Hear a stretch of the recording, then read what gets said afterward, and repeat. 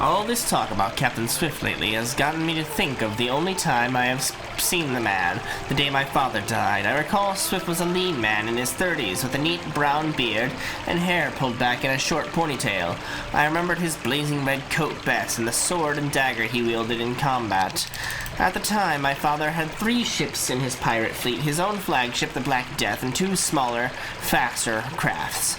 I had been given command of the Lightning Crack a year ago. It had been my first command, and I think one of my father's tests to see if I was worthy of fighting by his side. The Black Arrow was new and manned by a skeleton crew. We were on our way to a well-known pirate port in the southern Gold Sea when we spotted a pair of sails on the horizon. Over the next few hours, my father circled these ships to get an idea of what kind of target they might be.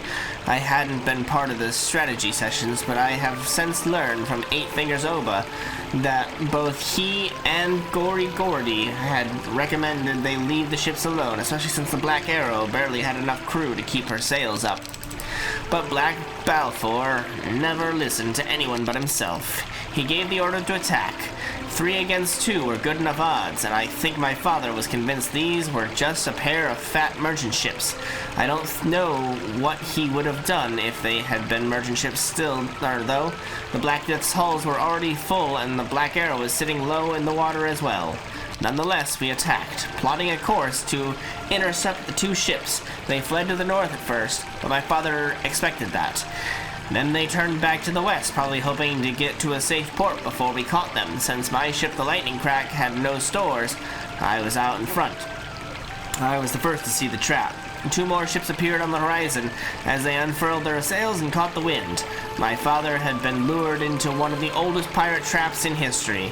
The 2 ships we had been chasing were the bait, pretending to be slow and fat with goods.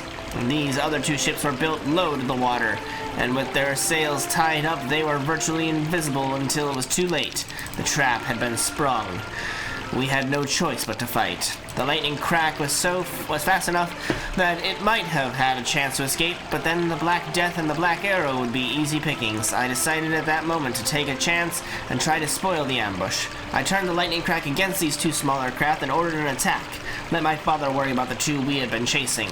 Sea battles are all about outmaneuvering your opponent. I had 3 ballista, port and starboard, and a small catapult fore and aft.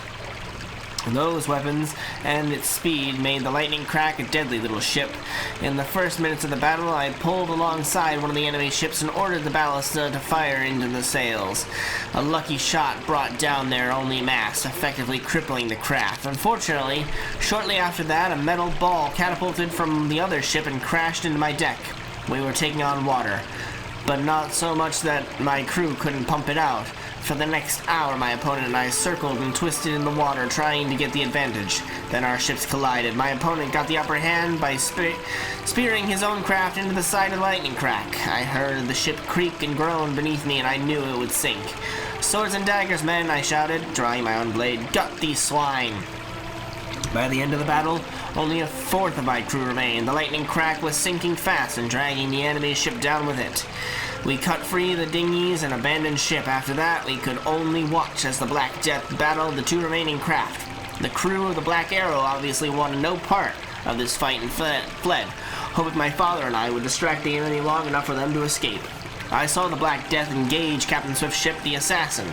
The ships came abreast, and like I had done, Black Balfour ordered the crew to swing across and fight hand-to-hand, but Captain Swift himself led the defense of his ship, dispensing death with his 2 blades quickly and easily. By the time my father made his way to the front of the engaged Swift, I knew the battle was over. We had taken too many losses. This final battle was something to see, though. Black Balfour put up a good fight even after Swift sunk his dagger to the hilt in my father's chest, but soon blood loss took its effect, and Black Balfour let down his guard just long enough for Swift to plunge his sword through my father's heart. Both sides took great losses, and instead of crippling himself by pressing the battle forward, Captain Swift retreated. We didn't pursue because all the fight had gone out of us when word spread that our captain, my father, Black Balfour, was dead. Sure. Such a shame.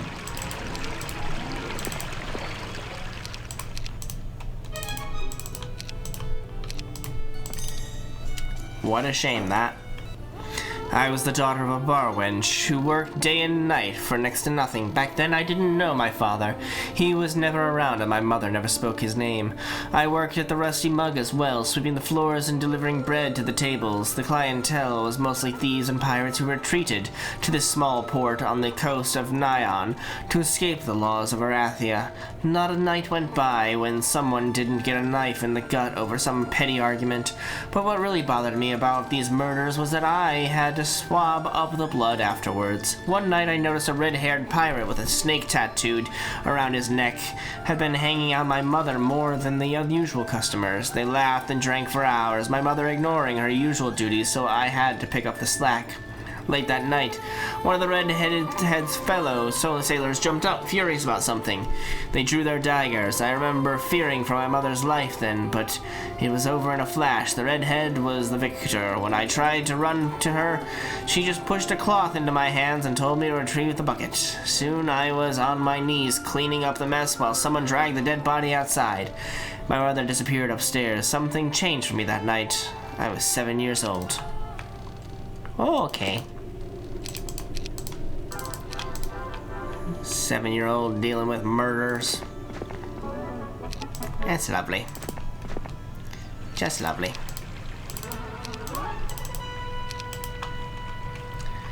Alright, let's head back up here. Travel there, jackass.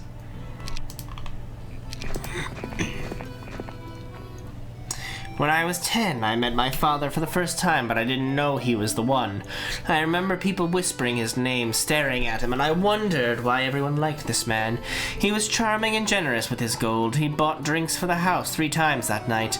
Later, he took my mother out on the town. In an amazing coincidence, I recall daydreaming that this muscular, wealthy pirate was my father, and that he had come to whisk me away on his glorious pirate ship. Yeah, even in that hole, I was still a romantic. In the morning, I was sweeping the old threshes from the common room when Black Balfour clumped down the stairs. He helped himself to one of the kegs and left a coin on the bar. Then he sauntered over to me. "What's your name, you busy gnat?" he asked. "Tawni," I replied instantly. "Huh, that's a bar girl's name." I shrugged. I was too mesmerized by his presence to speak. "Do you have a dagger?" he asked. I shook my head. That's when my father reached inside his black cloak and pulled out a long, thin knife. "You're starting to get cute like your mother," Black Balfour said, handing me the slender blade. It was heavy and cold, but the hilt seemed to mold even to my small hands. "In a place like this," he continued, "cute can be dangerous." He knelt down to my level and smiled. His 2 front teeth were gold. "If someone touches you when you don't want them to, or if they even look at you sideways, cut them. This knife here is good for slipping in between the ribs to the heart. Practice a little on some pigs or something. And one more thing, keep it hidden so no one knows you have it. Surprise is the greatest weapon you can ever have." That was the only parenting my father ever did. But I have to admit, it was the greatest thing anyone has ever done for me. I still have that knife. It was the same one I used to kill my father's first mate, Gory Gordy. A week later, my mother confessed that Black Balfour was my father.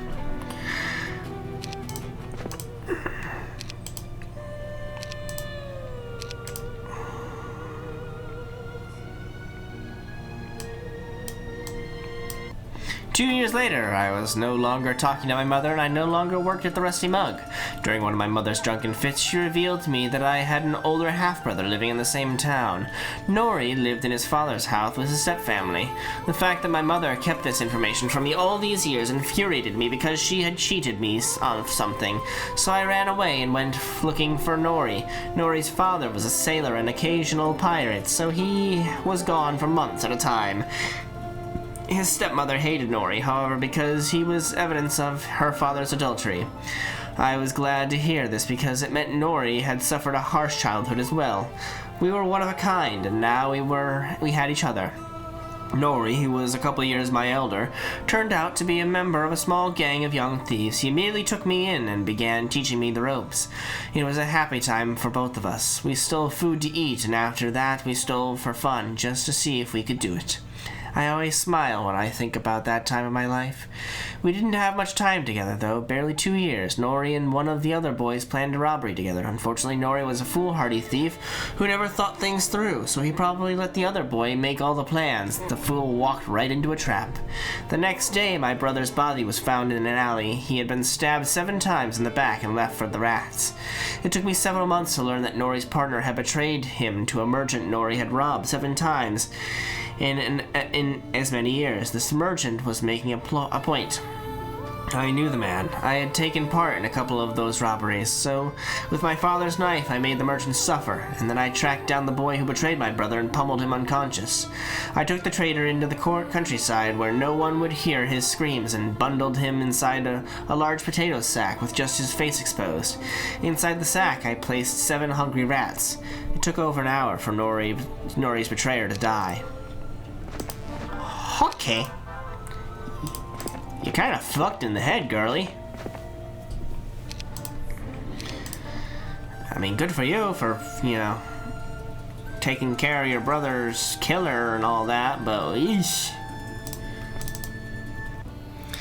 Picking pockets is simply not profitable, and breaking into merchant shops can be dangerous if they are guarded, so I turned my thieving talents toward banditry. After Nori died, I formed my own gang, and we would travel into the countryside to find a place along the road that would make a good ambush point. I returned from one of these trips with a pearl necklace around my neck and my purse heavy with gold, only to learn that my mother had died 3 days prior. I'm not sure why I stopped by the Rusty Mug to find out how it happened. I just had to know. The owner of the bar told me she had been sick for months and finally succumbed to the illness. She owes me for taking care of her, the owner said, expecting me to pay. Then you're out of luck, I said, turning my back. Hey, he shouted at me, aren't you gonna pay for the burial? She's dead. What does it matter now where she ends up? Drop her in the sea for all I care. I had known all my life that my mother never wanted me. She had been stuck with me, though. I hadn't seen my father since the day he gave me his knife, so he certainly wasn't going to take me in. Or would he? My father's name was on everyone's lips. He was one of the most deadly pirates alive. Even the great Arathian kingdom feared him. And I was no longer some useless little girl who only knew how to use a broom. Few could match my skill and speed with the dagger, and I was even getting pretty good with the sword as well. Perhaps I could become one of my father's crew. Sure. If that's what you think.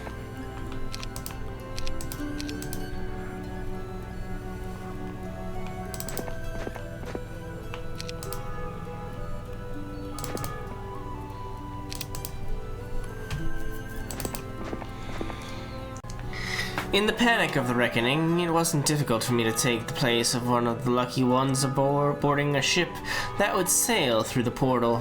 So I took a man's place in line. I was 17, but I had a pouch of jewels on one hip, a sword on the other, and my father's dagger up my left sleeve. I was ready for anything this new world could throw at me. I was even happy to leave the old one and all the memories behind. Alright. I think we're about ready. Chickens!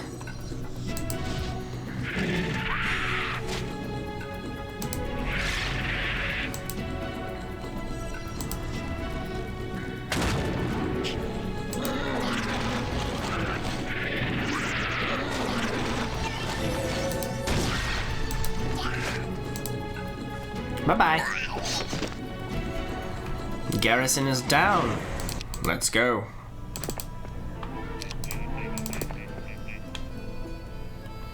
Alright.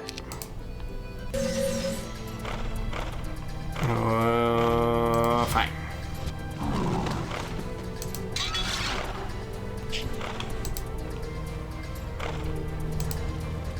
Come on! Dead fuck there. Go ahead. There you go. Hi. Burn. The end. Dragon makes a very nice meat shield. Gotta say. Give all of the things. Alright. Hi!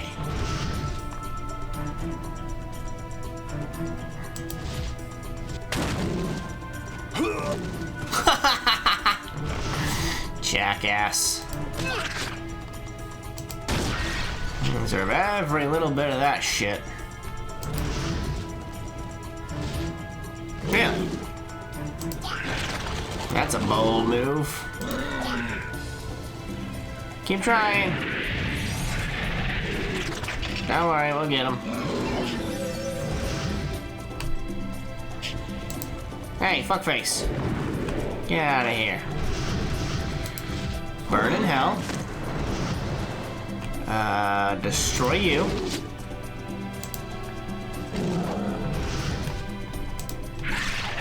Okay, now it's just you against all the rest of us. You were saying? Ta-da!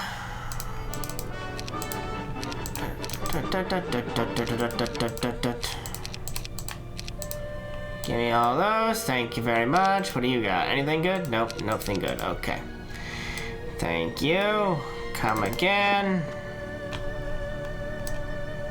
We got the thing going on again where where the keyboard's broken, or the scrolling is broken.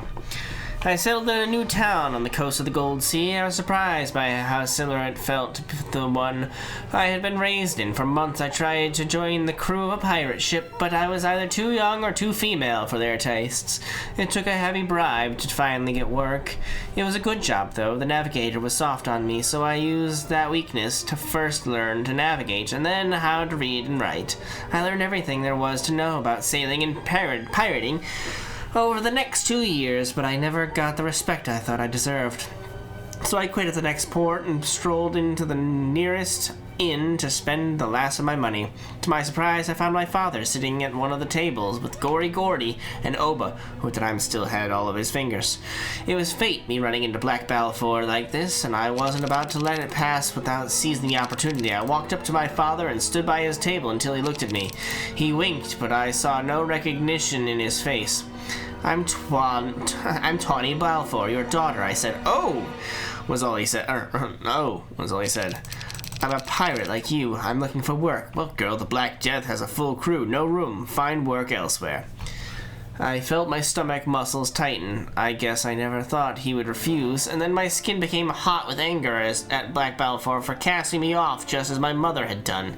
But most importantly, I felt anger at myself for following some foolish little dream of joining my daddy on the high seas all these years. Gordy reached his arm out and wrapped it around my hip. Maybe I can find a place for you on the ship, he sneered. In the flash of an eye, I cut Gordy's left earlobe off with the same dagger my father had given me. Gordy screamed and jumped to his feet. We both reached for our swords, but stopped when we heard my father's bellowing laughter. Gordy looked at his captain, surprised that he wasn't being backed up. I think that's the day Gordy decided he hated me. Black Balfour stood and patted me on the shoulder. I see you remembered what I told you. I smiled back at him and said, no one touches me unless I tell them to. Keep raising hell, girl, my father said. Sorry, but I do have a full crew. Maybe another time. And then he strolled out of the inn with Oba and Gordy. That's gonna need to change now, isn't it? Okay, guess you don't have room for any of that, so that's fine. It would be nice if I could use the fucking scroll, but it doesn't work. Like, seriously, what is it?